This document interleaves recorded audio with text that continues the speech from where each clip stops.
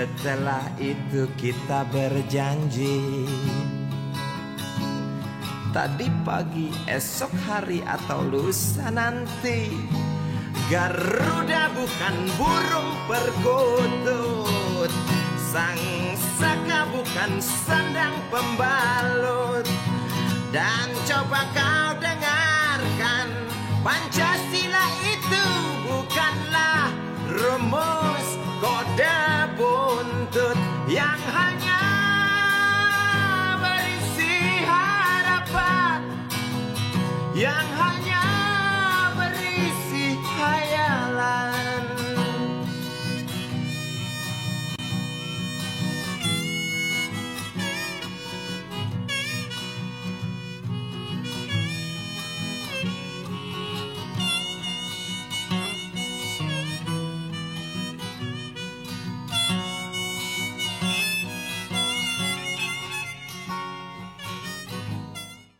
Para pemirsa yang budiman, kita berjumpa kembali dalam siaran podcast Tiga Ranah Pancasila. Saatnya cendekiawan bicara yang diselenggarakan oleh Aliansi Kebangsaan. Acara ini merupakan tindak lanjut atau penajaman dari pemikiran-pemikiran dan gagasan-gagasan yang sudah berkembang sebelumnya dalam rangkaian FGD, rangkaian diskusi yang diselenggarakan oleh Aliansi Kebangsaan dalam 2 tahun terakhir ini bersama-sama dengan mitranya, yaitu Forum Rektor Indonesia, Akademi Ilmu Pengetahuan Indonesia, Asosiasi Ilmu Pengetahuan Indonesia, IP, Himpunan Pengusaha Muda Indonesia, HIPMI, dan juga Harian Kompas. Dalam siaran kali ini, kami akan mengajak para pemirsa semuanya untuk bersama-sama kita menyimak pemikiran-pemikiran dan gagasan-gagasan dari narasumber yang hadir saat ini, yang tentunya kita harapkan dapat mendorong wacana atau diskurs yang lebih intensif lagi dalam masyarakat mengenai masalah-masalah pokok yang dihadapi oleh bangsa dan negara kita saat ini, dan juga tentunya bagaimana solusi untuk menghadapi masalah-masalah itu ke depan nanti gitu. Nah, ini topik besarnya, dan untuk kesempatan kali ini kita akan lebih fokus ke masalah-masalah politik. Untuk itu mungkin persoalan yang akan kita bicarakan secara garis besar, bagaimana kita mencari format politik baru atau desain ketatanegaraan baru yang lebih sesuai dengan amanat konstitusi Undang-Undang 45, juga yang lebih sesuai dengan Pancasila, nilai-nilai dalam Pancasila. Nah, untuk membahas topik ini, sudah hadir dalam acara siaran podcast kita kali ini 2 narasumber yang sangat kompeten, yang akan segera saya perkenalkan kepada para pemirsa sekalian, walaupun tentu para pemirsa sudah mengenal kedua narasumber kita. Yang pertama, saya akan memperkenalkan Bapak Bambang Susatyo, Ketua Majelis Permusyawaratan Rakyat Republik Indonesia. Yang beliau, selamat datang Pak Bambang. Beliau kita Assalamualaikum. Waalaikumsalam. Beliau selain sebagai Ketua MPR, kita juga kenal beliau adalah seorang cendekiawan yang sering melontarkan pemikiran-pemikiran yang menantang, yang menimbulkan diskusi lebih lanjut dalam masyarakat. Kali ini kita akan mendengar pandangan-pandangan beliau. Terima kasih Pak Bambang sekali lagi sudah berkenan hadir. Yang kedua, Bapak Pontjo Sutowo, seorang tokoh pengusaha nasional, seorang tokoh yang aktif dalam kegiatan-kegiatan kebangsaan, dan beliau juga adalah pemerkasa sekaligus ketua dari Aliansi Kebangsaan. Terima kasih Pak Pontjo sudah berkenan hadir.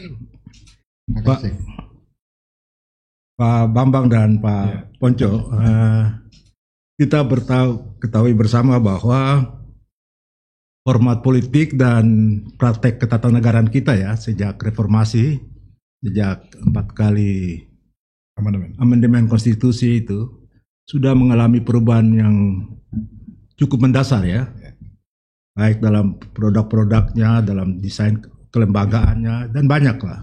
Nah, tapi begini Pak, ada penilaian dalam masyarakat kita bahwa perubahan yang mendasar itu justru menimbulkan distorsi atau menimbulkan implikasi-implikasi yang serius gitu. Persis. Yang secara umum bisa dikatakan tidak lagi sesuai dengan konstitusi itu sendiri dan tidak sesuai dengan nilai-nilai Pancasila gitu. Misalnya, sering dikatakan bahwa sejak reformasi, corak demokrasi yang kita anut itu adalah demokrasi yang semakin menjurus ke demokrasi liberal yang berdasarkan asas majoritarian dengan segala eksesnya gitu.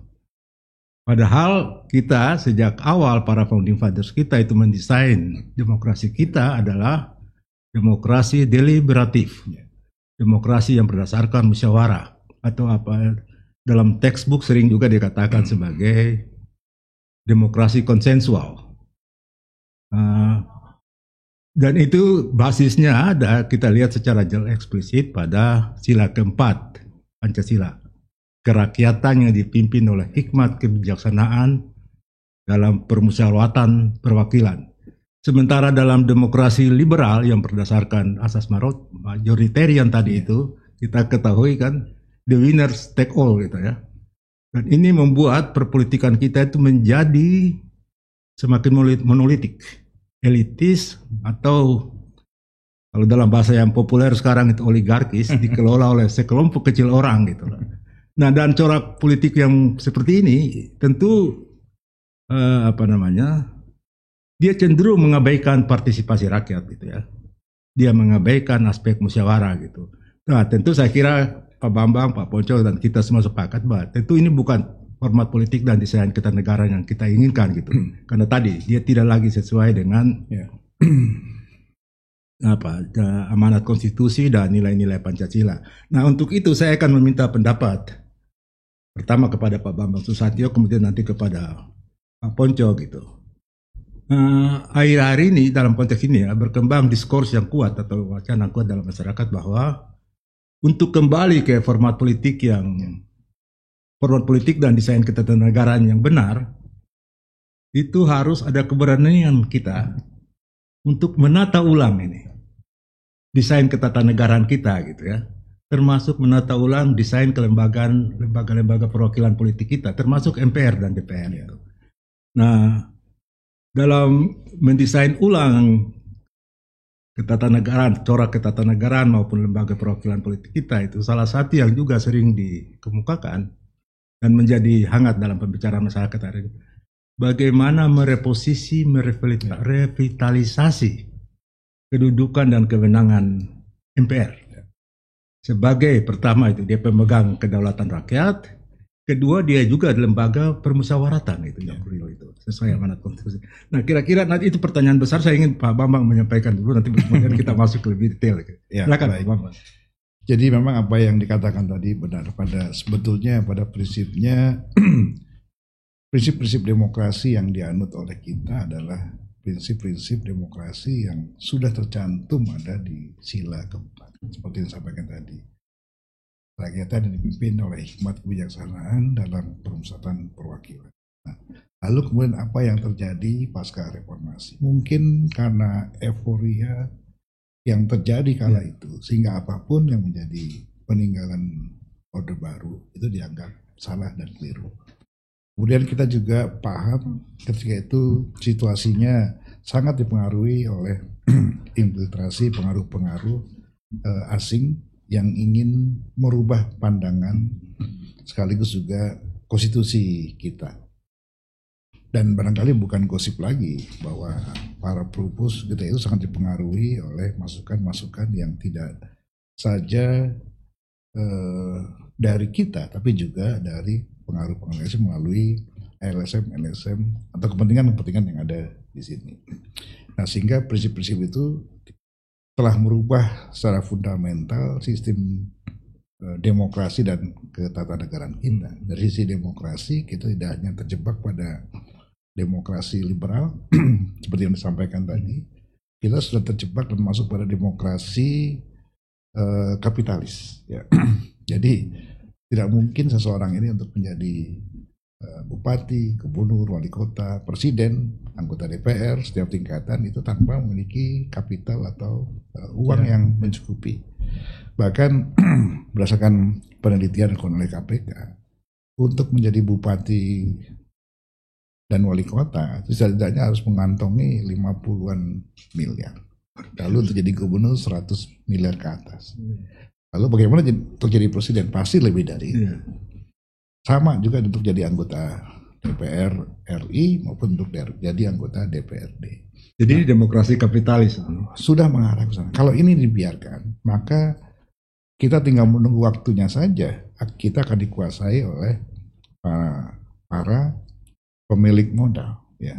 Karena sumber daya Indonesia ini sumber daya alamnya sangat luar biasa, maka itulah yang kemudian diincar oleh para kaum kapitalis, oleh kaum pemilik modal untuk menguasai seluruh sumber daya alam yang dimiliki Indonesia melalui berbagai kebijakan yang diambil dari semua tingkatan yang tadi saya sampaikan itu. Nah, sekarang apa yang harus kita lakukan?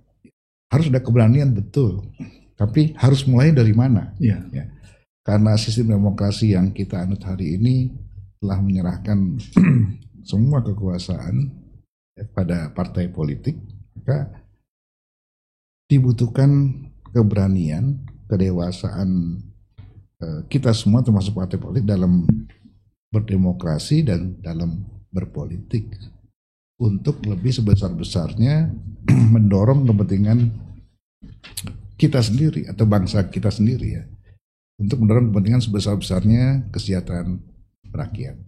Banyak tantangan yang kita hadapi ke depan, tidak saja terjebak. Karena kita sudah terjebak pada demokrasi kapitalis, maka kita terjebak sekarang pada demokrasi angka-angka, bukan demokrasi aspirasi lagi sekarang. Yang dikejar adalah angka untuk meraih suatu kemenangan. Maka kalau kita bergerak berpijak pada angka, demokrasi angka, maka kita tidak bisa hindari muncullah oligarki kekuasaan. Nah, ini PR kita semua Pak Ponco ya. Ya tentu MPR dan semua tidak bisa berbuat apa-apa kecuali seluruh partai politik ditambah Dewan Perwakilan Daerah itu setuju dan prihatin atas kondisi hari ini, kemudian mengambil langkah-langkah yang pas tepat merubah itu semua, mengembalikan kepada prinsip-prinsip demokrasi yang kita miliki, yang dilahirkan oleh para pendiri bangsa ini di sila keempat. Ya, terima kasih Pak Bambang, menarik sekali. Jadi ada tendensi kita bukan hanya demokrasi libertarian, tapi sudah mengarah ke demokrasi yang kapitalis. Ya. Gitu ya. Sekarang ini tidak cukup seseorang yang memiliki integritas tanpa isi tas, kira-kira gitulah. Ya. Betul Pak Ponco. Ya, barangkali Pak Ponco ingin menambahkan, ini ada sinyalemen atau konsultasi yang sangat menarik ini. Pergeseran demokrasi NPWP. Ya. Nomor piro wani piro. Barangkali begini, kehidupan politik adalah bagian kehidupan pembangunan peradaban bangsa. Kalau sekarang kita tiba-tiba merasa semacam disorientasi gitu. Kok jadinya begini? Dulu kan niatnya nggak begini, tapi jadinya begini. Maka kita harus kembali kepada rujukan kita. Apa rujukan yang kita mau pakai dalam menilai itu? Tanpa kita sepakat rujukannya apa, kita akan sulit merumuskan tindakan apa yang harus diambil. Yang pertama tentu kita sudah sepakat. Kita memakai Pancasila sebagai rujukan. Maka butir-butir Pancasila harus kita implementasi, teliti, harus kita maknai apa, ke arah mana kita harus pergi. Tanpa itu nanti kita akan sulit.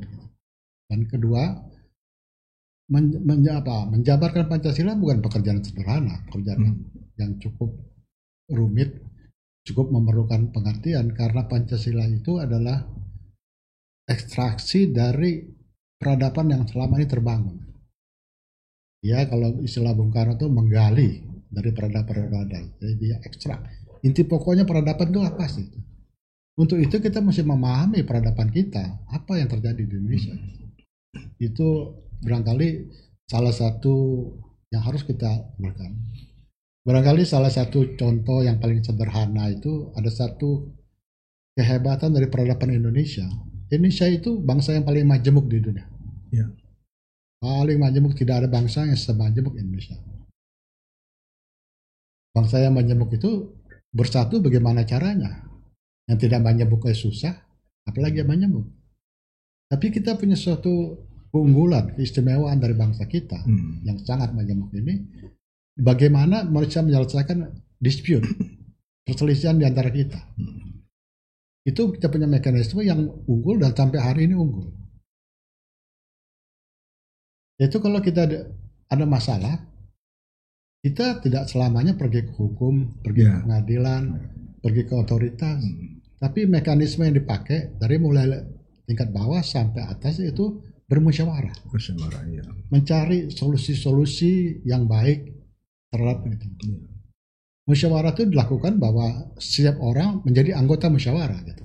Tidak boleh yang bermusyawarah hanya sebagian penonton itu nggak boleh, harus bermusyawarah gitu. Dan hasil musyawarah itu harus dipatuhi oleh semua orang. Dia merupakan binding factor gitu. Itu saya kira salah satu sifat, satu genetik daripada sistem politik kita. Kalau dia menjadi genetik sistem politik kita, maka kita harus lihat bagaimana bermusyawarah hari ini gitu. Apa yang salah dengan bermusyawarah itu? Tadi kalau Pak Bambang Susatyo mengatakan ini demokrasi kapitalis gitu. Artinya mengeliminasi sebagian orang untuk bermusyawarah kan gitu. Hanya mereka-mereka yang punya modal cukup bisa bermusyawarah. Padahal musyawarah syaratnya semua orang harus ikut bermusyawarah. Jadi artinya ada masalah sama saluran musyawarahnya kan begitu.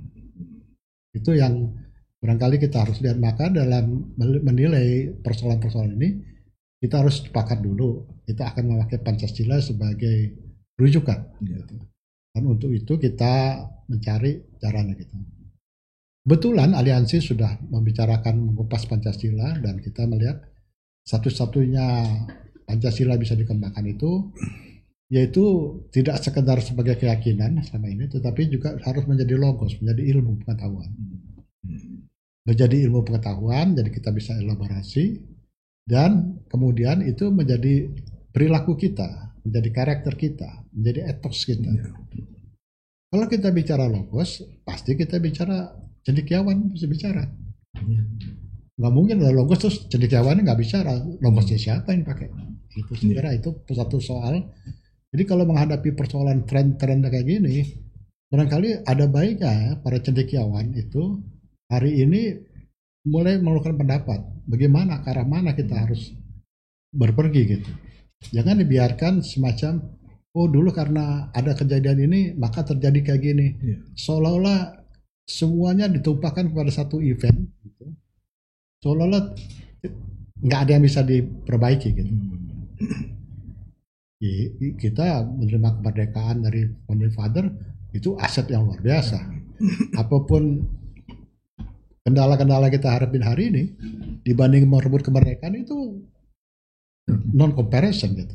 Ya itu menurut saya yang sekarang tuh di mana cendekiawan kita, di mana berunding gitu. Saya kira itulah barangkali salah satu cara kita memandang persoalan kita gimana sih. Terima kasih Pak Wajib. Ini menarik sekali dan saya ingin menggarisbawahi apa yang Bapak sampaikan. Jadi peran cendekiawan itu penting ya. Kita semua ketahui bahwa kemerdekaan kita, tumbuhnya nasionalisme kita itu sangat ditentukan oleh peran cendekiawan gitu ya. Nah, tapi dengan apa yang disampaikan Pak Ponco tadi barusan ini, itu membenarkan penilaian bahwa memang dalam beberapa waktu terakhir ini peran cendekiawan itu semakin menyurut gitu. Dia berada di bawah otoritas politik dan otoritas kapitalis kalau memakai istilah term dari Pak Bambang tadi ya. Nah kalau menurut Pak Ponco sendiri, misalnya di mana kita meletakkan kembali atau mendorong kembali peran cendekiawan ini, dia harus duduk di mana? Misalnya ada pemikiran kalau MPR membuka ada kemungkinan perubahan desain konstitusi kita dan putusan golongan dihadirkan kembali, apakah seperti itu Pak Ponco?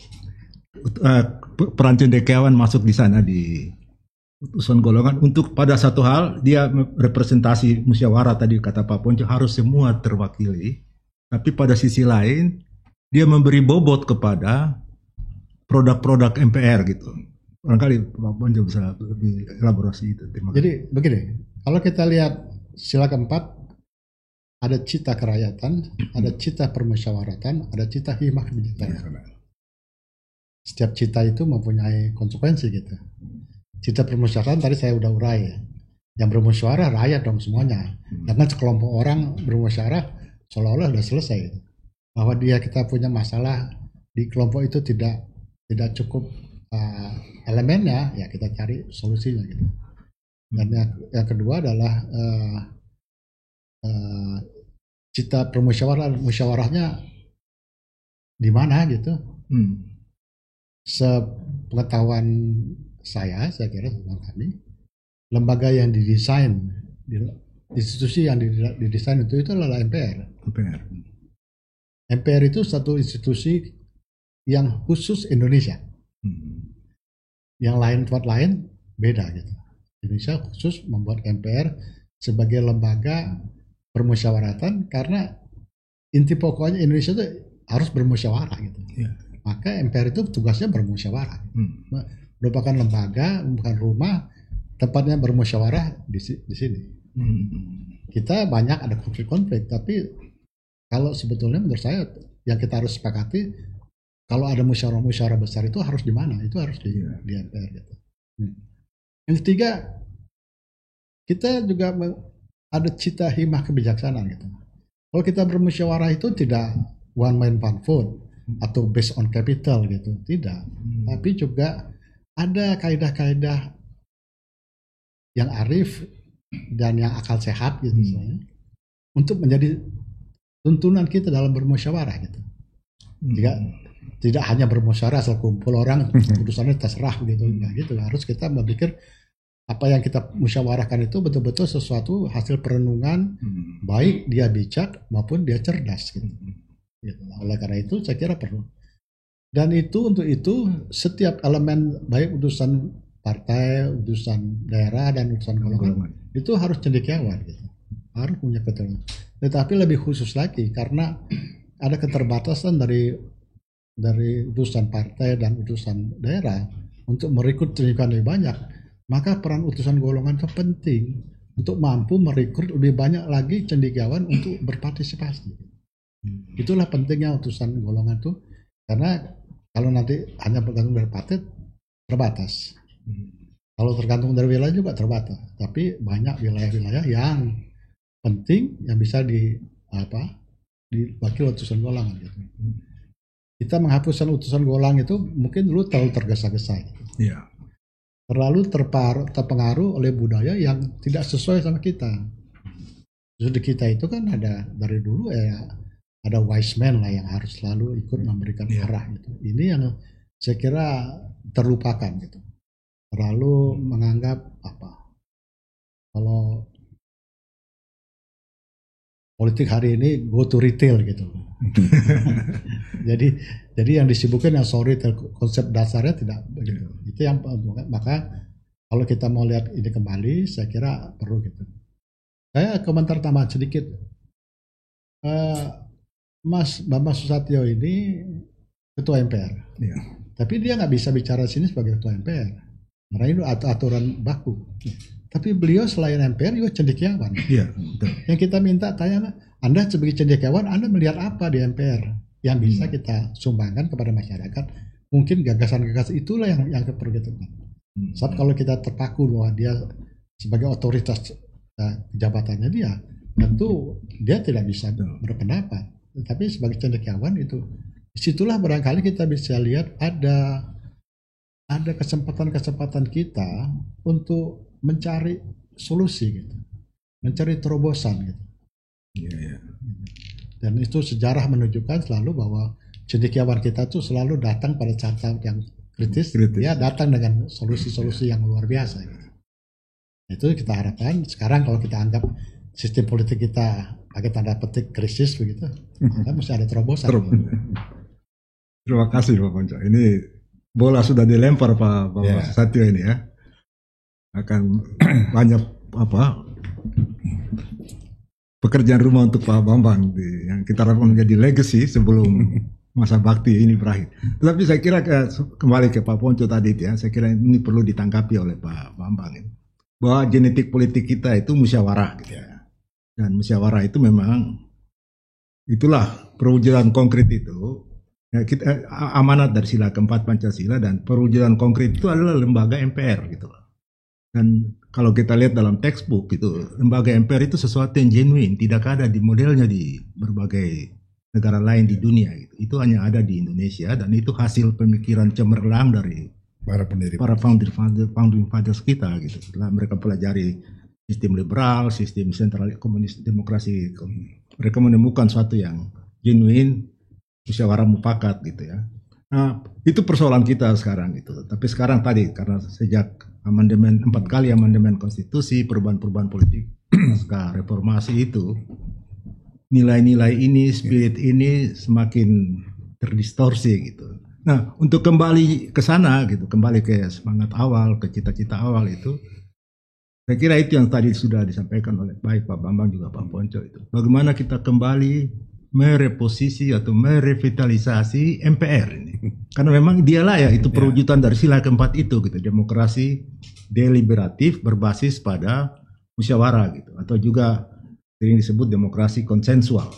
Dalam demokrasi musyawarah, demokrasi konsensual itu bukan hanya prinsip majoritarian, the winner take all, tapi bukan semua orang terpilih, tetapi semua harus terwakili gitu. Itu prinsip penting. Nah, bagaimana langkah-langkah untuk mulai mendorong ini MPR revitalisasi atau reposisi itu? Banyak hal tadi Pak Ponco sudah mulai dengan salah satunya itu utusan golongan gitu. Tentu ini tidak mudah gitu. Ada tolak tarik politik. Nah, juga tadi musyawarah itu wujud konkretnya itu nanti kalau kita lihat dulu, kalau di masa yang lalu adalah di GBHN itu. GBHN itu adalah wujud konkret musyawarah seluruh rakyat Indonesia gitu. Sedangkan DPR dan pemerintah itu hanya mengeksekusi hasil musyawarah. Nah, sekarang kita dengar bahwa gagasan-gagasan ini di bawah kepemimpinan Pak Bambang muncul sudah di MPR. Bagaimana PPHN sebagai wujud baru dari GBHN itu sedang diperjuangkan. Walaupun kita tahu juga tidak mudah karena ada persoalan-persoalan hukum yang harus dilewati, deal-deal politik. Juga tadi utusan, barangkali Pak Bambang bisa mengemukakan apa saja yang sedang dilakukan dan tantangannya seperti apa gitu. Ya, jadi kalau sebelum kita bicara revitalisasi, tentu kita harus bicara soal pokok persoalannya apa yang sedang dihadapi bangsa ini. Kalau kita kaitkan dengan semangat para pendiri bangsa ini melihat masa depan ke depan. Yang pertama adalah tentang sistem demokrasinya.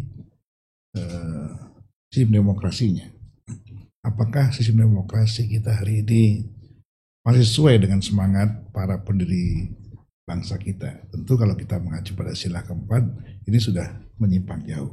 Ya. Sistem demokrasi yang tadi kita sudah terjebak pada sistem demokrasi angka-angka. Ini juga perlu dievaluasi lagi. Apakah sistem pemilihan langsung hari ini lebih banyak memberikan manfaat atau mudarat bagi rakyat kita? Kalau di sisi mudaratnya, ini jelas sudah terlihat secara kasat mata banyak timbul korupsi karena biaya politik yang tinggi oleh kepala daerah, anggota DPR, dan lain-lain. Karena untuk meraih suatu posisi diperlukan dana yang sangat besar. Jadi politik mahal itu melahirkan korupsi di berbagai tingkatan. Kemudian yang kedua adalah sistem pemilihan langsung ini juga telah membuat dan memiliki potensi kita pecah di akar rumput. Ya, benturan di akar rumput ini seringkali muncul saat pilkada maupun pilpres. Ya. Bahkan residu pilpres kemarin masih kita rasakan hari ini. Kemudian yang berikutnya adalah hilangnya kesempatan bagi orang-orang yang memiliki kemampuan memimpin atau masuk sebagai anggota DPR setiap tingkatan. Kader-kader politik yang potensial bagus, matang, tapi karena faktor tadi itu NPWP nomor piro wani piro ya, tidak mungkin bisa muncul dan bermain di tataran policy atau kebijakan atau masuk sebagai pemimpin baik di daerah maupun pemimpin di pusat. Nah itu juga yang harus kita evaluasi. Kemudian dari sisi yang lain misalnya sistem perencanaan. Nah, sebenarnya sistem perencanaan jangka panjang ini sejak Indonesia merdeka itu sudah lahir ya, pola pembangunan semesta berencana. Ya. Ini pra MPR belum ada, ini sudah diwujudkan, didorong oleh MPR sementara. Nah kemudian lahirlah pola pembangunan semesta berencana zaman Bung Karno dan diteruskan oleh Pak Harto dengan garis-garis besar daripada haluan negara. Nah kemudian hilang pasca reformasi sampai hari ini yang hanya berdasarkan pada visi misi presiden. Nah cilakanya karena hanya berdasarkan visi misi presiden, visi misi bupati, gubernur, wali kota, maka tidak ada sinkronisasi antara pusat dan daerah. Maka tidak ada sinkronisasi kesinambungan pemerintahan yang sekarang dan pemerintahan berikutnya. Ya. Sehingga menimbulkan inefisiensi. Setiap berganti pemimpin pasti ada inefisiensi di mana dana masyarakat yang dikumpulkan setiap sen dalam bentuk APBN kemudian dikeluarkan untuk program-program pembangunan. Ketika terjadi pergantian pemimpin maka ini menjadi mangkrak. Ya. Karena DNA pemimpin itu kan ingin meninggalkan legacy. Ya, katakanlah hari ini Pak Jokowi ingin meninggalkan legacy IKN, Ibu Kota Negara Nusantara. Lalu apakah ada jaminan pengganti Pak Jokowi meneruskan? Tidak. Sementara bangunan Ibu Kota ini butuh 15, 20 bahkan sampai 30 tahun. Itu artinya masih 3, 4 sampai 5 priorisasi presiden akan datang. Dalam satu partai aja bisa berbeda, apalagi lain partai nanti yang menang. Nah ini juga satu persoalan tersendiri bagaimana kita menyelesaikan satu persatu persoalan ini. Lalu sistem politik tadi sudah disampaikan. Kita harusnya kembali kepada filosofi demokrasi yang kita miliki di sila keempat untuk menghindari diktator mayoritas maupun tirani minoritas. Ini kan bahaya sebetulnya karena kita telah meninggalkan sistem musyawarah, kita serahkan kepada mekanisme pasar kalau bicara pasar tadi. Maka yang berkuasa menjadi diktator adalah diktator mayoritas ini. Inilah yang mendorong nanti lahirnya oligarki kekuasaan. Nah, ini PR-PR yang ada di depan mata kita. Lalu bagaimana kita memperbaikinya? Ya, basicnya adalah ada di undang-undang dasar konstitusi kita. Maka saya sih memiliki keinginan kuat ya mendorong MPR hari ini untuk merekomendasikan MPR yang akan datang untuk melakukan kajian atau untuk melakukan kajian mendalam tentang perubahan Undang-Undang Dasar 1945 yang disesuaikan kembali dengan semangat kebangsaan kita, filosofi bangsa kita, dan yang mampu menjawab tantangan zaman ke depan karena perubahan zaman ini telah merubah semua sektor kehidupan kita. Sehingga Undang-Undang Dasar kita perlu penyesuaian yang pas agar bisa membawa bangsa ini ke depan ke arah yang lebih baik dengan peta jalan yang jelas dengan bintang pengarah yang jelas. Terima kasih Pak Bambang. Ini hal yang sangat mendasar ya. Jadi kita berharap ini apa yang sudah disampaikan Pak Bambang, MPR yang sekarang di bawah pimpinan Pak Bambang nanti bisa mendorong atau mempercepat suatu proses kajian terhadap kemungkinan perubahan atau amandemen konstitusi. Amandemen kelima. Amandemen kelima itu bukan hal suatu sebagai bentuk penyempurnaan daripada apa yang ada. Terhadap distorsi yang kita alami sejak reformasi ini. Tentu ini kita semua paham tidak mudah gitu ya. Ada pertarungan politik di sana gitu. Tetapi paling tidak kita melihat bahwa apa yang digagas Pak Bambang, pemikiran Pak Bambang selama ini yang juga sudah terlontar ke publik dan mendapatkan respons pro kontra yang cukup banyak. Sudah mulai kelihatan. Salah satunya misalnya tadi disampaikan secara tidak PPHN ini. Itu kan amanat sebenarnya dulu itu amanat konstitusi. Sejarahnya tadi berkembang ada dinamika itu. Kita menganggap PPHN ini penting karena tadi dia memberikan semacam pedoman dasar, guidance bagi pembangunan menyeluruh jangka panjang dan sifatnya strategis gitu. Karena kalau kita hanya bertumpu pada RPJPM atau RKP, rencana kerja pemerintah, kita semua paham bahwa itu sifatnya jangka pendek, sangat teknis itu. Dan tadi yang terpenting itu tidak ada jaminan program yang sudah dirancang itu sebagai mungkin legacy dari pemimpin yang sekarang itu akan dilanjutkan oleh pemimpin yang baru gitu, karena dasar hukumnya tidak cukup kuat, hanya ada di undang-undang bahkan kepres mungkin, sehingga masyarakat mengikuti dengan sangat apa yang disampaikan dikerjakan di MPR khususnya tentang PPN. Barangkali pertanyaan publik ingin tahu, barangkali kesempatan ini bagus untuk Pak Bambang menjelaskan gitu. Kira-kira prospek PPH ini bagaimana? Gitu? Karena ada banyak kontroversi gitu. Ya, kemudian menyangkut dasar hukumnya itu, apakah harus kalau kita amandemen agak susah, ditaruh di TAP MPR juga susah, kalau di undang-undang punya konsekuensi di judicial review. Akan sekarang pemikiran ada melalui konvensi ketatanegaraan gitu. Mungkin Pak Bambang bisa menjelaskan. Ya, jadi sebetulnya ini bukan pekerjaan yang mudah untuk meyakinkan para pihak. Ya. Karena dasar pemikirannya adalah kalau kita terus menggantung kepada visi misi presiden, bupati, wali kota, celakanya yang buat visi misi itu terutama di gubernur, wali kota, bupati itu adalah konsultan. Karena konsultannya dikontrak oleh 5, 6, 7 bupati yang berbeda. Nah, sehingga sangat tergantung selera daripada para konsultan itu. Nah, karena tidak menjiwai, maka bupati, wali kota, gubernur ini ya kadang-kadang lupa akan visi misinya sendiri. Yang ada adalah sadesaknya, katanya ada akal, apa istilah Betawinya tuh, ada masa ada akal. Jadi apa yang dia ingat kemudian dia sampaikan tanpa ada perencanaan yang baik, sehingga begitu penggantinya meninggalkan pekerjaan yang setengah jadi itu, membuat program pembangunan yang baru. Tanda petik lebih pada kepentingan proyek. Jadi semua perencanaan pembangunan ke depan dilihat sebagai proyek. Karena kalau hanya melanjutkan yang lalu, maka tidak ada proyek. Nah, kalau dari eranya dia, maka ada proyek, ada tender, dan ada kesempatan hengki-pengki. Inilah barangkali karena biaya politik tinggi, maka proyek-proyek ini harus terus dipertahankan dan harus terus diadakan. Nah, sehingga akar persoalan menurut saya adalah sistem demokrasi yang kita pilih hari ini mesti kita evaluasi.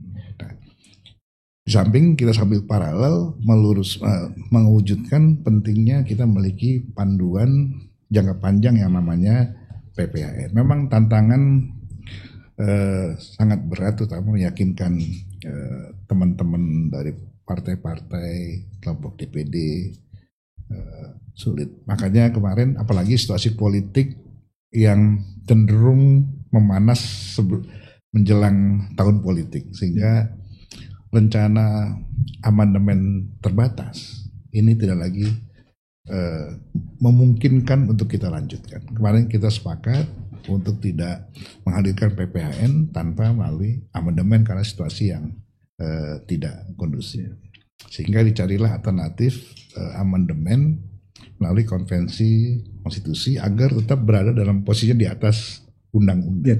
Memang masih terjadi perdebatan pro kontra. Bagaimana mungkin ada literatur baru, dogma baru antara undang-undang dasar di bawahnya TAP MPR, lalu di bawahnya lagi undang-undang. Ada lagi aturan peraturan di atasnya undang-undang hanya melalui konvensi ketatanegaraan. Ini juga masih tapi intinya adalah karena kita negara musyawarah. Jadi bukan itu yang dipesan. Mari kita duduk bermusyawarah. Mari kita cari jalan untuk agar PPHN yang kita lahirkan ini, karena lahir dari MPR, maka harus atau tidak bisa diikat dengan undang-undang yang gampang di judicial review, dibatalkan melalui judicial review, dan mudah diterpedo dengan perpu oleh presiden yang atau pemimpin yang akan datang. Sehingga mari kita berembuk bagaimana kita mempola atau memformatnya menjadi sesuatu yang tidak bisa dirubah begitu saja. Menjadi kesepakatan nasional, kesepakatan melalui konvensi ketatanegaraan. Nah, bentuknya seperti apa yang pas, ini juga sedang kita kaji terus, karena besok kita ada sepakat akan ada sidang paripurna MPR untuk membentuk panitia ad hoc yang sudah kita sepakati di rapat gabungan kemarin.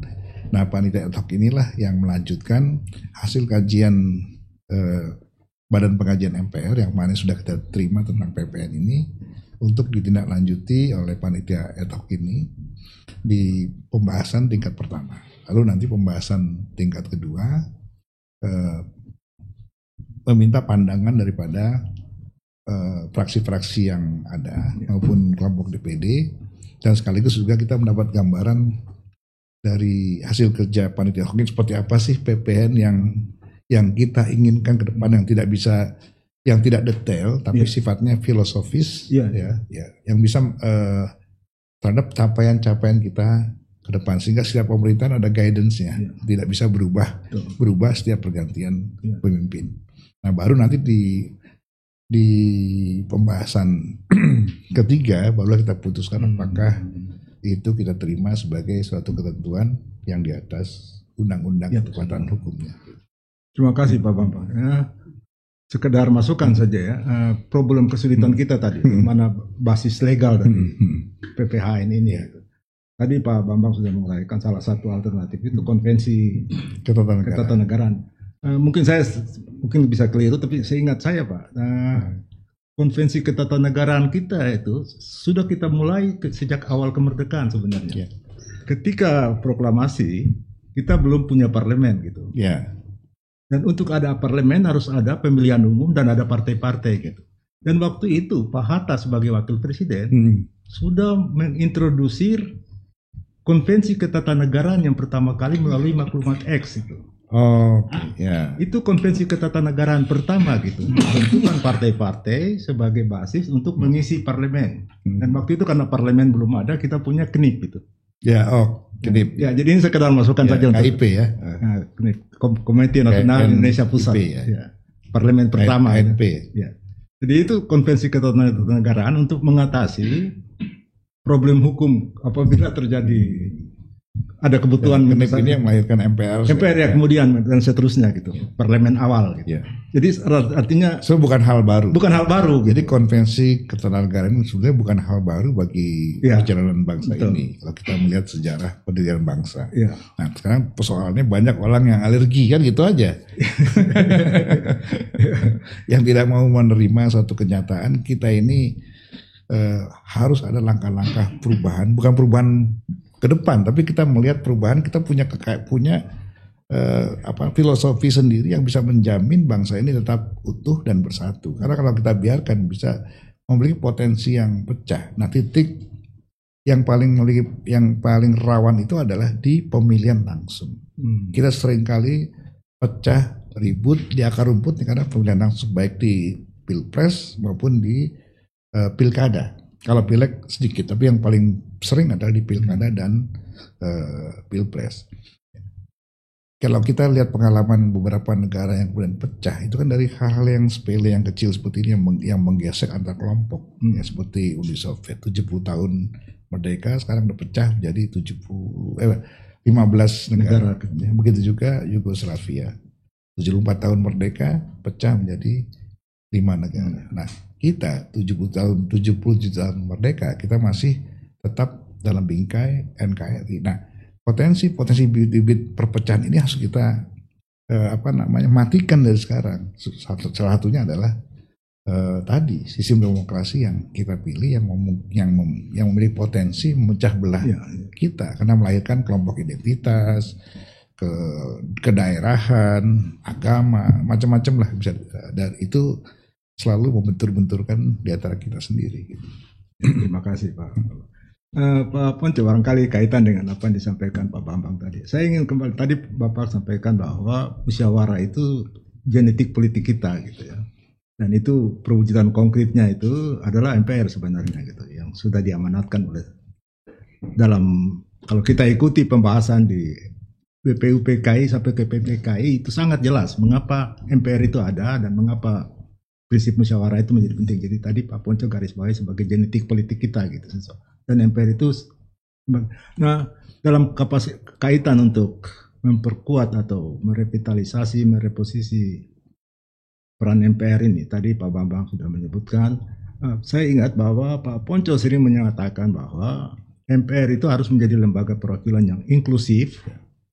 Dia sebagai lembaga permusyawaratan rakyat, tapi dia juga bisa memberikan balance karena dia memberikan guidance hal-hal yang besar dan mendasar bagi pembangunan bangsa itu. Memberikan balance antar keterpaduan ya antara pembangunan negara yang sifatnya technicality yang kita sering sebut sebagai bagian dari state building dengan pembangunan yang lebih mendasar yang bagian dari yang sering kita sebut sebagai nation building itu. Bagaimana keterpaduan antara state building dan building, karena tanpa ada keserasian antara nation building dan state building ini akan terjadi distorsi-distorsi sampai terakhir yang tadi disampaikan oleh Pak Bambang itu. Uni Soviet yang sekian lama bisa kemudian terpecah, juga Yugoslavia. Di situ kita menyadari pentingnya itu keterpaduan antara nation building dan state building, dan MPR punya peran di sini terutama dalam nation building. Barangkali Pak Ponco bisa. Pertama saya mau komentar dulu sedikit sebelum saya jawab ini. Saya komentar dulu sedikit sebelum saya jawab yang tadi. Iya, silakan Pak. MPR bermusyawarah. Yang paling sering ditanyakan tuh apa yang dimusyawarahkan gitu. Iya. Tentu bermusyawarah tentunya membahas masa depan bangsa. Terus masa kita bicara, oh dulu kita begini, masa sejarah, kan musyawarah kan masa depan gitu. Dalam konteks itulah, maunya GBHN, maunya PPHN, apapun, itulah yang dimusyawarahkan. Gitu. Yeah. Jadi jangan dibalik, seolah apa perlu GBHN, apa perlu PPHN gitu. Loh, bermusyawarah mau musyawarah apa? Kan itu esensi pokok daripada bermusyawarah ya tentu masa depan. Betul. Karena bangsa itu tidak terpengaruh dengan latar belakang, tapi terpengaruh dengan masa depan. Maka masa depan itulah yang dimusyawarahkan dan kita semua. Itu pertama dulu. Jadi memang esensi pokok bermusyawarah itu di PPHN gitu. Nah sekarang kita melihat masa depan ada beberapa isu yang perlu kita jawab tadi. Salah satu Pak Manuel sudah mengatakan antara nation building dan state building. Iya. Itu jangan lupa, orang sering menganggap kan sekali nation building itu dibangun sudah selesai. Iya. Nation building itu dinamis. Jadi contoh Uni Soviet, contoh Yugoslavia. Itu yang gagal itu nation buildingnya, bukan state buildingnya. Nation buildingnya yang gagal. Gagal nation buildingnya. Jadi ada kebutuhan untuk memelihara nation building. Padahal dia etnisitasnya, kompleksitasnya jauh lebih kecil dari kita. Kita jauh lebih kompleks. Jauh lebih majemuk. Lebih banyak, lebih kompleks. Ada orang Baduy di Banten. Ada orang isinya berapa? 20.000, 30.000 orang gitu. Ada orang Jawa 100 juta di Jawa gitu. Sama tempatnya. Orang Baduy nggak akan jadi orang Jawa. Tetap aja dia orang Baduy. Iya. Itu mesti diorganize tuh. Tidak bisa kalau dia cuma 30.000 terus dianggap tidak ada gitu. Yeah. Ciri khas dari Pancasila itu adalah satu. Kalau kita lihat sila kelima, keadilan sosial bagi seluruh rakyat itu ada satu pesan yang penting. No one left behind. No one left behind. Yeah. Siapapun rakyatmu sekecil apa tidak boleh ditinggal gitu. Kalau sistem liberal, the greatest happiness of the greatest number gitu. Jadi kalau ada yang sedikit ketinggal masih boleh, tapi kita kan tidak boleh. Keadilan sosial bagi seluruh rakyat, artinya no one left behind gitu. Yeah. Dalam konteks itu maka persoalan kebangsaan ini satu persoalan harus terus-menerus kita kaji, kita pelihara supaya itu update karena perubahan juga cukup banyak. Interaksi global sangat mempengaruhi itu. Jangan bilang tidak ada pengaruh, berpengaruh sangat besar. Kita harus juga paham gitu. Antara nation building dan state building itu perlu. Dan yang paling penting tadi kalau bicara PPHN adalah atau GBHN adalah satu instrumen yang paling ideal untuk bisa menampung aspirasi yang minoritas. Iya, betul. Tanpa PPHN terus aspirasinya ya ditampung di mana? Kan begitu. Kalau jargonnya ya pasti saya tampung lah semua aspirasi. Terus ditampungnya di mana gitu. Itu GBHN atau PPHN itu unik. Dia memberikan tempat. Jadi pihak-pihak yang minoritas dia tahu. Walaupun dia tidak ikut dalam pengaturan, tapi aspirasi dia ada di tempat. Cukup buat dia ngecek apakah aspirasinya masuk di GBHN apa enggak. Dia nggak perlu jadi menteri, nggak perlu jadi gubernur, nggak perlu. Tetapi kepentingan dia sudah terwakili. Itu penting. Dan mekanisme ini harus disepakati oleh semua orang. Disitulah gitu. Kalau nggak nanti ribut. Ini mau pemekaran daerah, ini mau apa. Jadi ada banyak orang merasa aspirasinya tidak bisa terwakili karena tidak ada mekanisme yang kaku yang bisa diandalkan gitu. Ya. PPHN itu satu mekanisme yang luar biasa gitu. Disitulah aspirasi nation building itu bisa diekspresikan tanpa dia harus menjadi bupati, menjadi apa. Ada kepentingan untuk pemekaran daerah, dia nggak ada kepentingan. Yang penting dia ada aspirasi bisa dilakukan. Itulah inisiasi pokok yang harus dilakukan gitu. Nah, ada satu hal lagi yang menarik, saya mau bicara sedikit Pak, itu mengenai peran cendekiawan. Iya. Sekarang ini peran cendekiawan ini agak kalah oleh arogansi kekuasaan gitu. Ini bukan hal baru.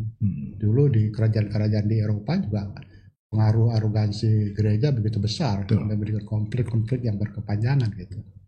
Hingga akhirnya dibikinlah sekularisme agar gitu. Sekarang juga saya kira, saya melihat kalau persoalan-persoalan gini mestinya cendekiawan lah gitu. Kalau kita ada masalah bagaimana merumuskan MPR, merumuskan GBHN, panggil dong ahli-ahlinya gitu. Ya. Jangan yang bicara cuman basis kekuasaan saja. Suara cendekiawan ini. Iya, itu harus bicara. Ini solusinya apa begitu.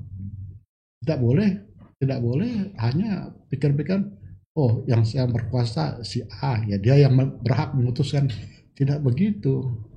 Ya mungkin Mas Bamsud khawatir deh nanti ini ada otoritas yang tersinggung begitu, terinjak kakinya, jadi repot gitu. Tapi itu saya kira harus kita wadahi bahwa yang kita majukan itu pikiran-pikiran genuine daripada cendekiawan. Bagaimana sih gitu? Karena cendekiawan itu mempunyai resep-resep luar biasa yang mungkin di luar dugaan kita. Gitu. Kita ada contoh yang saya selalu ambil contoh Pak. Kita dijajah orang bangsa Eropa, ada bangsa Belanda 350 tahun. Tiba-tiba merdeka karena apa? Apa karena ada bom atom di Jepang? Saya kira tidak. Karena ada sekelompok cendekiawan menyajikan solusi. Jadi Budi Utomo menghasilkan solusi. Budi Utomo siapa? Pemerintah bukan, partai politik bukan, tapi dia mencarikan solusi bagi bangsa Indonesia untuk keluar dari problem itu. Ini yang saya selalu contohkan. Di mana ya kita punya cendekiawan sekarang yang bisa memberikan solusi-solusi gitu. Jangan sampai karena merasa tidak punya kekuasaan, baik kekuasaan uang maupun kekuasaan politik, terus diam-diam aja begitu. Padahal dialah yang bertanggung jawab terhadap solusinya gitu. Itu saya kira yang perlu kita exercise supaya suara-suara ini mulai timbul, diskusi. Karena persoalan-persoalan besar itu selalu diselesaikan oleh creative minority. Betul. Tidak pernah dikeluarkan oleh satu musyawarah besar, tapi oleh creative minority yang menggerakkan itu semua. Dan saya kira di dalam teman-teman yang sekarang ikut berbicara sana, pasti banyak teman-teman yang punya gagasan-gagasan baik. Barangkali cuma kita usahakan supaya gagasan-gagasan itu bisa dicerna dengan baik, didengar dengan baik. Jangan timbul a priori, belum sudah mau ini, mau gitu. Ini yang perlu kita dorong gitu. Orang berpendapat gitu. Orang Indonesia itu cukup cerdas kok. Kita bisa keluar dengan gagasan-gagasan yang luar biasa gitu. Kata Bhinneka Tunggal Ika kan 1000 tahun yang lalu. Itu kan satu kecerdasan para cendekiawan untuk mencarikan solusi dari konflik-konflik agama gitu. Konflik agama di dunia, di Eropa itu membuat Eropa terbelah dari 46 negara. Di Indonesia tidak, dari dulu tetapnya satu negara gitu. Itu kan karena ada peran cendekiawan merumuskan bagaimana sih kita mencapai persoalan ini. Kita bisa belajar banyak. Dari kita sendiri banyak sekali. Gitu. Tapi akhirnya kita pakai Bhinneka Tunggal sebagai simbol. Iya, itu peran sumbangan dari cendekiawan. Iya gitu, cendekiawan itu kan. Jadi menunjukkan beginilah caranya gitu. Tidak, itu bukan keputusan raja. Keputusan seorang bungkus mengatakan itu kan tertinggal. Ya. Saya kira itulah gambaran-gambaran yang mungkin saya ingin mendorong bahwa kita bisa mulai dari MPR, menyelesaikan persoalan MPR dengan meningkatkan partisipasi para cendekiawan dan mulai terbuka gitu. Jangan kita ada satu kelemahan Pak Manuel. Kita itu bangsa yang punya keunggulan budaya kuat. Cuman kita punya kelemahan satu. Kita merasa rendah diri. Merasa kita tidak impar dengan orang lain gitu. Soalnya kita tuh inferior gitu, lebih buruk. Padahal kita superior gitu. Kalau lihat selama COVID itu riset menunjukkan negara yang paling bergotong royong kan Indonesia gitu. Itu analisa bukan dari kita. Analisa itu analisa yang bukan dibuat-buat gitu. Karena COVID itu sesuatu alam yang nggak bisa direkayasa kan gitu. Itu kan membuktikan kekuatan kita. Kenapa kita tidak merasa kegotong royongan kita itu sesuatu yang kita luar biasa miliki gitu. Nah ini menurut saya sifat inferior ini harus kita harus berani gitu. Saya kira itu. Dan saya kira Bung Karno itu salah satu jenius mampu merajut jadinya Indonesia gitu. Dulu orang bicara Indonesia merdeka sebesar ini kan belum ada orang punya gambaran. Jenius itu. Ya, betul. Nah itu masa sekarang udah nggak ada lagi orang jenius, masih banyak orang jenius. Bukan hanya dulu aja. Dari itu. Itu yang harus kita beli platform agar kecerdasan itu timbul. Ya, saya kira Pak Mama kita mendengar ini harapan masyarakat sebenarnya terwakili dalam pemikiran Pak Ponco tadi. Ya. Ada banyak harapan besar pada MPR ke depan dan terutama tadi mendengar suara cendekiawan ini. Nah, banyak hal yang tadi Pak sudah di Pak Ponco maupun Pak Bambang sampaikan gitu ya. Mungkin saya ingin garis bawahi lagi mungkin sebelum kita tutup itu tadi ada konstatasi yang baik dari Pak Bambang tadi bahwa demokrasi kita yang seharusnya demokrasi deliberatif, demokrasi konsensual sudah terdistorsi menjadi demokrasi mayoritas liberal, bahkan tadi yang sangat eksplisit disampaikan oleh Pak Bambang itu demokrasi kapitalis gitu ya. Dan ini sadar atau tidak, suka atau tidak, dia membawa dampak pada politik elektoral kita. Dia membuat distorsi yang luar biasa dalam politik elektoral kita gitu ya.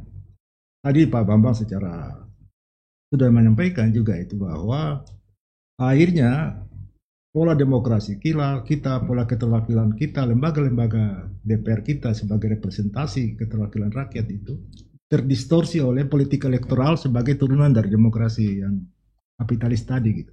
Sekarang orang lebih banyak menekankan pada elektabilitas tapi bukan representativeness. Nah, itu kira-kira menurut Pak Bambang, apakah kalau kita ingin mengubah ini tentu tidak mudah juga ya. Apakah kita bisa mulai misalnya dengan reformasi partai politik? Sering ditanyakan seperti itu. Revisi undang-undang pemilu, revisi undang-undang parpol, tapi ini akan kembali kepada konstelasi politik di Senayan sendiri gitu. Kira-kira Bapak melihat persoalan bagaimana? Ya, jadi sebetulnya yang paling fundamental sekarang adalah bagaimana kita kembali kepada semangat dan keinginan para pendiri bangsa kita. Kita tentu masih ingat Bung Karno menyampaikan ketika kita baru merdeka, dia mengatakan tidak boleh ada elemen satu bangsa pun yang ditinggal untuk melakukan pembangunan Indonesia, mengisi kemerdekaan ke depan dengan pembangunan. Ya, tadi Pak Ponco sebut no one sampaikan, left behind. Nah ternyata dalam perjalanan bangsa kita yang semula semua keterwakilan ada unsur politik, itu partai-partai politik, ada unsur daerah, yaitu utusan daerah, ada unsur fungsional, utusan golongan. Nah ini selama bertahun-tahun ini ada, sampai di Orde Baru pun ini ada. Nah kemudian pasca reformasi, kemudian yang mewakili elemen fungsional utusan golongan ini kemudian dihilangkan. Ini saya rasa satu hal yang harus dikembalikan lagi, yang menurut saya sangat prinsip. Nah, mengembalikan itu tentu dengan melakukan amandemen lagi. Tapi apakah kapan waktunya? Ya nanti kita serahkan kepada proses MPR yang akan datang untuk melakukan pengkajian mendalam tentang perubahan Undang-Undang Dasar kita ke depan. Yang pertama adalah mengembalikan semangat para pendiri bangsa ini untuk menghadirkan kembali utusan golongan. Yang kedua adalah melakukan penyesuaian dengan situasi dan tantangan ke depan yang lebih kompleks. Ya, misalnya itu yang paling penting, sehingga ada keterwakilan guru, ada keterwakilan suku-suku terbelakang, ada petani dan seterusnya yang hari ini ternyata mereka tidak terwakili oleh baik di unsur partai politik maupun di unsur utusan daerah. Nah, sekarang ini PR besar kita. Menurut saya kita harus dalam pemahaman yang sama dalam melihat bangsa ini ke depan. Reformasi partai politik menurut saya nanti itu akan dengan sendirinya dalam melakukan evaluasi dan pendalaman undang-undang dasar kita. Lalu kemudian dalam perjalanan pilihan juga bisa untuk menghindari tadi tirani diktator mayoriti, ya. Lalu untuk menghindari atau memperkecil adanya demokrasi kapitalis, kita bisa mengadopsi sistem Jerman yang sebagian berdasarkan pemilihan langsung, tapi sebagian suara yang diperoleh oleh partai politik ini, partai politik yang menentukan siapa yang bisa mewakili di parlemen. Jadi ada yang dipilih langsung, ada yang memang disiapkan oleh partai politik. Kombinasi antara elektoral dengan keterwakilan itu barangkali bisa kita. Ini model Jerman. Model Jerman. Menarik juga sebagai referensi. Sampai sekarang mereka masih menggunakan itu. Dan yang terpenting lagi, karena kita sudah memilih sistem demokrasi ini, maka pembiayaan partai politik tidak boleh dibiarkan mandiri atau dibiarkan, karena timbul tadi yang saya sampaikan, harus dibiayai oleh negara. Nah, sehingga tidak ada lagi distorsi yang lain, penyalahgunaan wewenang yang lain untuk mencari pendanaan untuk partai politik. Karena kalau kita lihat tangkapan KPK itu banyak sekali, kepala daerah, anggota DPR itu banyak, dan berasal dari partai politik. Terima kasih Pak Bambang. Ini ada model baru yang disampaikan tadi. Sebenarnya saya kira juga ini sebagai referensi ya. Kita mengenal dalam banyak sistem politik di dunia model yang seperti ini ada juga. Kita lihat Inggris misalnya kan dengan House of Lords dan House of Commons itu. Itu sebenarnya juga utusan golongan di sana. Ada yang melalui pemilu, ada yang ditunjuk langsung, diangkat. Ya. Juga di India dan Pakistan itu kelompok-kelompok minoritas itu karena dia akan kalah dalam politik elektoral yang seperti begini, maka dia diberikan semacam politik afirmatif. Dia mendapat kuota sekian persen, dan saya kira sebenarnya Pak Bambang ya, dalam parlemen kita juga kita sudah punya itu presiden itu kuota 30% perempuan itu kan sebenarnya menunjukkan ada afirmatif terhadap kelompok-kelompok yang marginal yang menurut itu. Jadi saya kira ini hal-hal yang sebenarnya sudah ada, tinggal kita kembangkan ke depan gitu.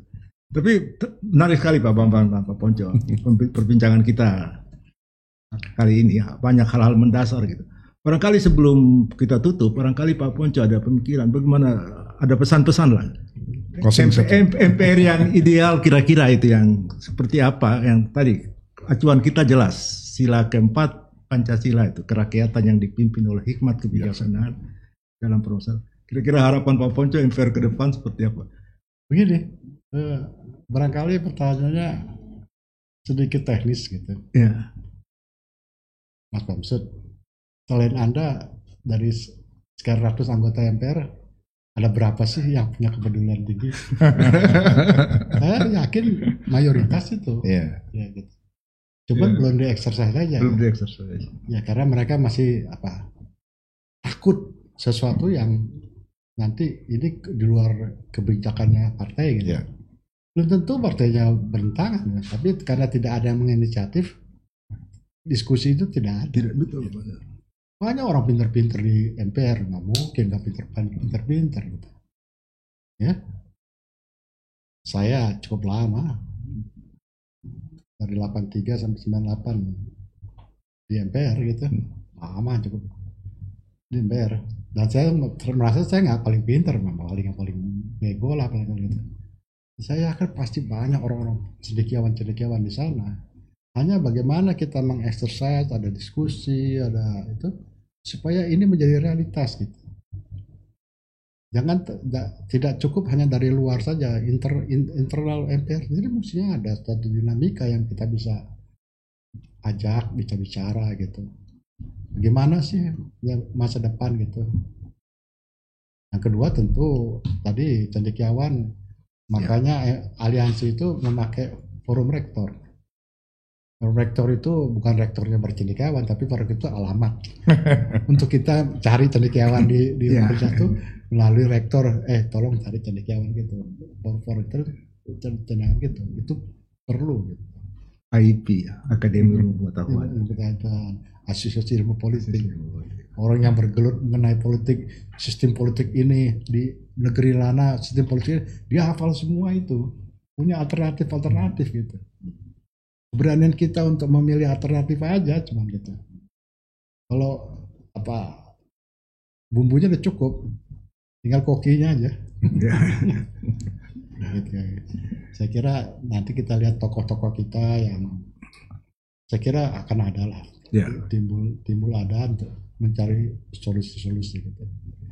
Jangan kita biarkan takut sama bayang-bayang sendiri, kita tidak berani mengambil inisiatif terobosan-terobosan gitu. Indonesia negara yang selalu terobos paling depan gitu. Itulah yang kita encourage, bahwa cari terobosan-terobosan, pemikiran-pemikiran baru yang bisa menyebabkan kita melompat ke depan. Yang pasti zaman sekarang ini kan yang namanya globalisasi itu karena pengambilan teknologi komunikasi begitu hebat, dunia makin sempit gitu. Dan dunia yang makin sempit ini, kita jangan jadi pecundang dong, kita menjadi pemenang gitu. Untuk kita masih jadi pemenang, tergantung kita sendiri, nggak bisa tergantung orang lain. Kita sendiri yang menentukan kita hanya jadi pemenang apa jadi pecundang. Inilah barangkali lompatan-lompatan yang perlu kita gagas untuk kita bisa melangkah ke depan. Dan saya nggak yakin itu. Kalau sudah Bung Karno jadi presiden umur berapa? 44 gitu. Harto umur 46 gitu. Jadi generasi-generasi muda berani lompat-lompat gitu. Sekarang capres-capres umurnya 70. Kalau Pak Bambang barangkali ada yang mau disampaikan. Ya, saya setuju kan apa yang disampaikan oleh Pak Ponco. Harus ada keberanian dari kita sebagai bangsa, yaitu sama teman-teman baik di partai politik maupun di utusan daerah yang di MPR. Harus ada keberanian dan jangan kita mempertahankan sikap yang pragmatis ya, melihat keadaan seperti ini. Kita harus mengambil inisiasi untuk melakukan lompatan-lompatan besar yang berpijak pada apa yang ada dalam negeri kita sendiri, semangat yang ada dalam bangsa kita maupun filosofi yang sudah ditanamkan oleh para bangsa kita. Setidaknya tadi soal sistem demokrasi, kita punya sistem demokrasi yang tertera dalam sila keempat. Ya. Sistem keterwakilan kita lihat titah atau keinginan para bangsa ini tidak boleh ada satu elemen bangsa pun yang ditinggalkan. Yang keempat, kita harus punya perencanaan jangka panjang ke depan yang memberi arah yang jelas bagi perjalanan bangsa, sehingga siapapun yang memimpin kita tahu akan dibawa kemana arah yang akan dituju. Kemudian jadi kalau kita bicara sistem demokrasi, maka hasil evaluasi lebih banyak mudaratnya atau manfaatnya sih sistem demokrasi yang kita pilih hari ini dengan sistem pemilihan langsung, itu aja dulu yang mesti kita jawab. Kalau ternyata lebih banyak mudaratnya, ya sudah, kita kembali dong ke sistem yang kita punya, sistem pemilihan keterwakilan. Tapi kalau lebih banyak manfaatnya, ya kita cari format bagaimana ini tidak menjadi bibit-bibit perpecahan di antara kita sendiri. Gitu. Saya kira itu yang sebagai closing statement saya, bahwa kita perlu melakukan evaluasi dan harus berani melakukan perubahan yang besar, terutama dalam melakukan kajian terhadap undang-undang dasar kita. Saya kira demikian. Terima kasih. Terima kasih Pak Bambang, terima kasih Pak Ponco. Para pemirsa sekalian, demikian diskusi dan percakapan kita dalam podcast Tiga Rana Pancasila kali ini. Ada banyak hal yang tadi sudah kita dengar bersama dari kedua narasumber kita, Pak Ponco Sutowo dan Pak Bambang Susatyo. Saya tidak ingin menyimpulkan lagi, tapi saya ingin menggarisbawahi saja satu tadi, bahwa kita sepakat, kita memerlukan ada desain ulang, ada perubahan pada waktu yang akan datang tentu, untuk menyempurnakan desain ketatanegaraan kita dan format politik kita yang akhirnya benar-benar diharapkan sesuai dengan spirit di dalam konstitusi kita maupun Pancasila, khususnya sila keempat, kerakyatan yang dipimpin oleh hikmat, kebijaksanaan dalam permusyawaratan perwakilan. Semoga bermanfaat dan sampai kita jumpa lagi pada siaran podcast berikutnya. Terima kasih.